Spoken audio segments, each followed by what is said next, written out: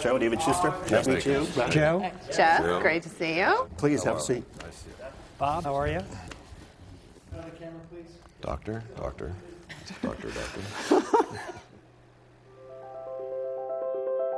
Employers, academics, government policymakers. This is their unbiased discussion on America's employment crisis.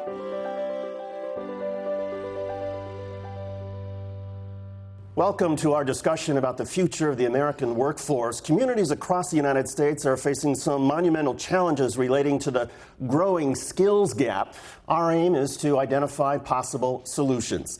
We begin with these two stories. 500,000 open jobs with no one qualified to fill them. It's called the skills gap.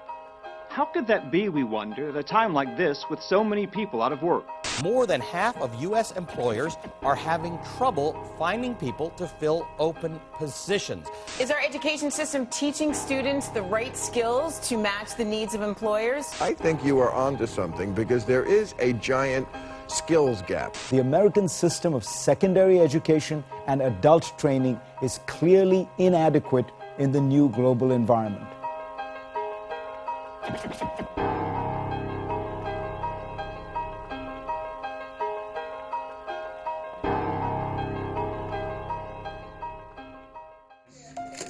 I was in banking as senior vice president, making 6 figures. I was very comfortable.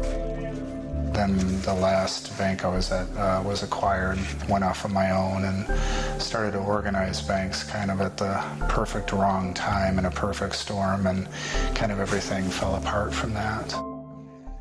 I started off as an associate consultant at Manhattan Associates. Before I was actually laid off from there, I was there for almost a year. I walk out of the unemployment office in tears, and I was just like, I can't afford anything. I feel like a joke. I feel like an absolute liar, an absolute failure, and I feel like that I had gotten it wrong.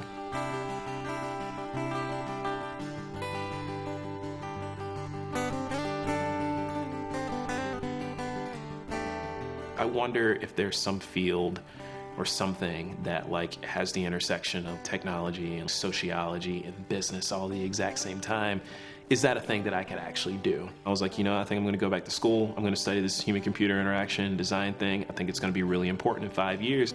I wanted to be recession-proof. I wanted to be future-proof. I wanted to get out ahead of my current skill set and prepare myself for a future that was 10 years or 5 years down the line so that I wouldn't have what happened during the recession happen again.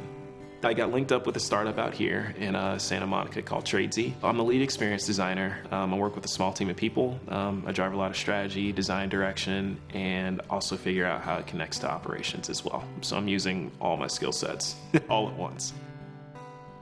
I had always in the back of my mind thought about teaching. My mom was a teacher, my grandmother was a teacher, my sister's a teacher, so I kind of thought, well, maybe this is my signal to make that transition.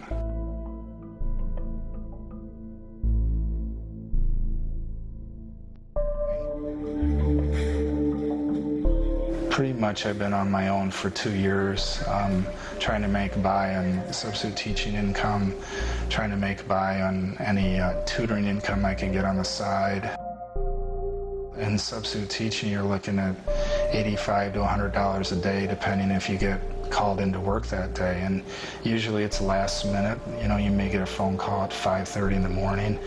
For me, best case, if I'm working almost every day, I can make $12,000. Is our education system teaching students the right skills to match the needs of employers? State education leaders are looking for different ways to tackle a growing problem.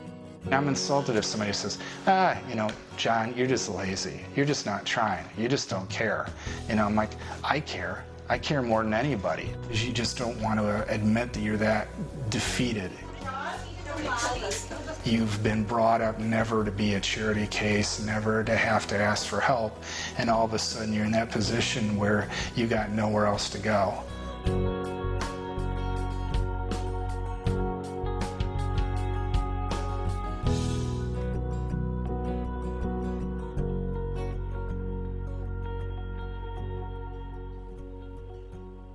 So tough stuff. with John, success story with Michael. What do you make of their predicaments? And what about somebody like John, who worked at a bank, made six figures, and now he goes and gets a degree in education, and he's stuck, if he's lucky, making $12,000 a year? John made an error that you see not only with mid-career change of like his, but also with people entering the workforce for the first time, that they pursued an interest. I've always been interested in education. He didn't understand the economic consequences of that choice. It's a fine balance between the two of being progressive and seeing what's lying ahead, but also finding your passion within some of those. Yeah, because I wouldn't want anybody to think that you can't have a job that's interesting and not get paid. There's two things I've seen. Is one, people think that the ultimate shelter is get a college degree in something else. Right. That's the ultimate shelter. Yeah. And the ultimate shelter is go to some place they think is stable and not changing. That's the problem. So what's in the new world of work? It's flatter hierarchies, right? It's flatter, more open, and flexible structures. You have to be deep in something, but you've also got to be broad, and it's that skill set which is transforming the Not skills. intimidating at all. Be better than everyone in the world and be a nice person. If you've got that flat hierarchy, you've got to be competent to self-direct, to problem solve on your own, to diagnose a problem on your own, to interact well with your colleagues. So I think that's the key. We may not know what the jobs are in 10 years, but you know what that set of skills. But you know how the world of work is changing. I think Michael was like the poster child for what everybody needs to get a job now and in the future. Problem solving, critical thinking, all integrated, comes together. Doesn't matter what I'm going to do, those things make a difference. I want to have the skills for 5 years out. I want to be sort of recession proof in the future and sort of thinking about like what is that industry I can go into. But the other thing he did, which I thought was really interesting, was he talked about trying to find something that also connected like sociology and working with people and this whole sort of human-centered work. No matter what job he goes into, somebody's going to want somebody who knows how to work from the person perspective. And the hardest part we're finding is that students are majoring in 2 and 3 majors and have 2 and 3 minors.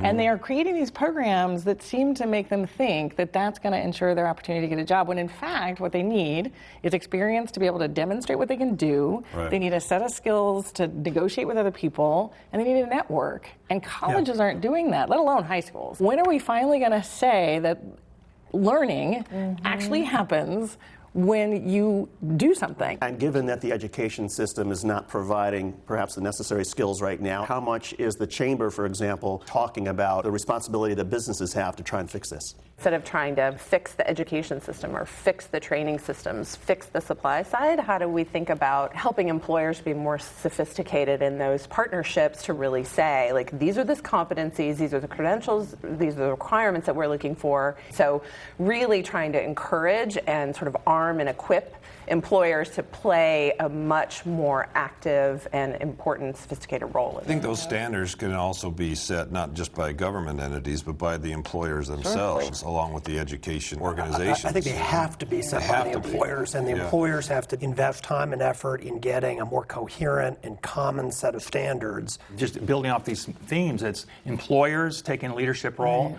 in defining and building their own talent pipelines with providers who are very responsive to those employers, and then giving the signals to the students how to pursue those pathways so that people can actually know what's going on right now in terms of the workplace. The other part of that is this stigma out there that, hey, in order for me to be successful, I need a 4-year degree. What we've been doing is we've been sponsoring bus tours of high school students to our campuses, bring them in to introduce them to STEM education. Science, technology, engineering, and math. Exactly. We talk to these individuals every day throughout a school year, and we ask them, why do you go to college? Well, to get a job. Are there jobs out there? No. They feel like there's no jobs out there. And then we help them understand, yes, there are jobs out there. There's lots of opportunities. You need to just think outside the box. So we would say, like, who in here likes to play video games? Right. And everybody raises their hand. I like playing video games. Okay, well, what are you doing while you're playing video games? Well, I'm problem solving. I'm working with computers. I'm, having fun. I'm probably working with somebody else who's on the other end of the computer playing the game with me. That's the other thing I'm doing. And I say, well, automotive, diesel, motorcycle, marine technicians, they use the scientific method every single day. Kids are coming out after just under a year and can start out in a job paying $40,000 a year at 19, 20 years old. told. We have to overcome this stigma that there is dignity to work. If I can pick up on that, just on the deep expertise area, is that we're in a race in a sense. So if you're doing routine anything, routine accounting, routine automotive anything, they got to have the alarm bell go off and say, danger, danger, Isn't danger. there a danger, though, to following your passions? Because student loans that kids will rack up, or in the case of John, he was following his passion by going into education and getting a graduate degree without... Passion is... Sorry, I just totally interrupted you. I think that was part of the rules here. Passion coupled with information. It's not an either we or, just it's a both and. You know, one of the things that happened to my husband, who a year ago was laid off, everybody wanted him to be a coder.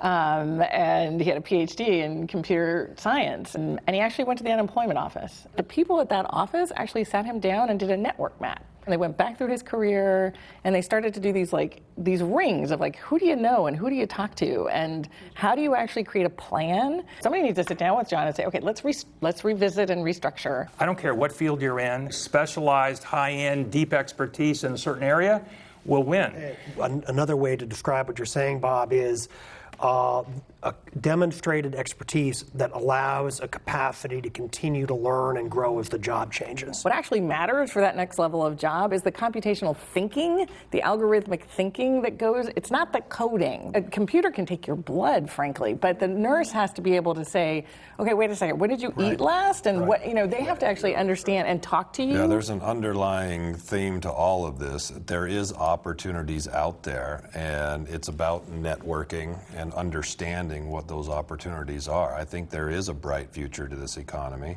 Go find out what you want to do, where you want to work, and where ask to go. them.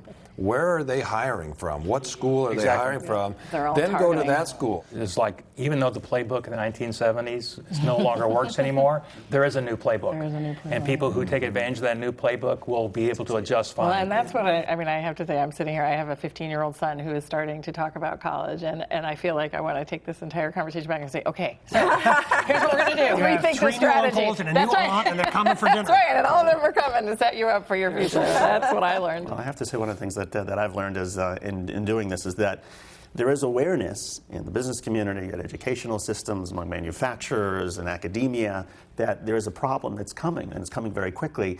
And it almost underscores that there is no sort of central solution. The idea of a federal government being able to sweep in and solve it is, forget about that. It's local communities, regional economies working together and collaborating. And there are a lot of people out there that are trying very hard. And the message is, don't wait for somebody else to do it. Yeah. Do it yourselves. do it. You have all the resources you have in your region to make it happen, but you got to take the effort yourself to get it done. Jeff and Bob and Cheryl and Joe and Lisa, terrific. Thank you. Thank you, David. Thank you. Thank you.